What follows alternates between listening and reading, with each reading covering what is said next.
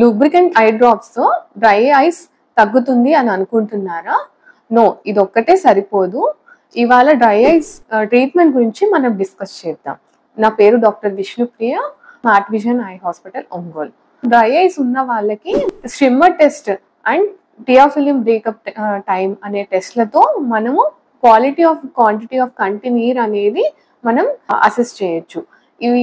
ఇది కాకుండా మన కంటి నీరులో ఔటర్ లేయర్ అంటే ఆయిల్ లేయర్ మనం అసెస్ చేయొచ్చు మెమోగ్రఫీ అనే పరికరం ద్వారా.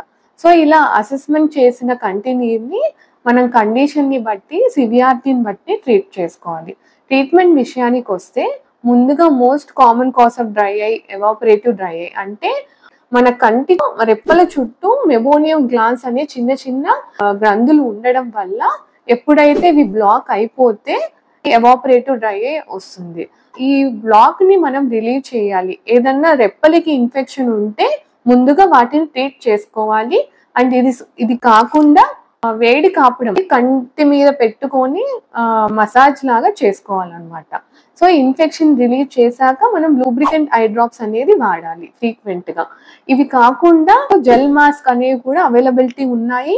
ఇవి గోరువెచ్చని నీళ్ళలో పెట్టి ఒక 10 నిమిషాల పాటు కంటికి పెట్టుకోవడం వల్ల ఈ బ్లాక్ అనేది రిలీవ్ అవ్వడం కాకుండా మనకి కొత్త లేయర్ ఫామ్ అవడం వల్ల కూడా స్ట్రెయిన్ అనేది తగ్గుతుంది. రెండో కారణం ఏంటంటే ఆక్వస్ డెఫిషియెంట్ డ్రై ఐ. ఇందులో ఏంటంటే కంటి నీరులో ఉన్న నీటి లేయర్ అనేది చాలా తక్కువగా ప్రొడ్యూస్ అవుతుంది. ఇవి కారణాలు ఏంటంటే కొన్ని డిసీజెస్ ఎస్పెషల్లీ జాగ్రెన్స్ కానీ, రుమటైడ్ ఆర్థరైటిస్ కానీ, ఈ కండిషన్స్ లో లాక్రిమల్ గ్లాండ్ యాంటీబాడీస్ బ్లాక్ చేయడం వల్ల ప్రొడక్షన్ అనేది తగ్గిపోతుంది.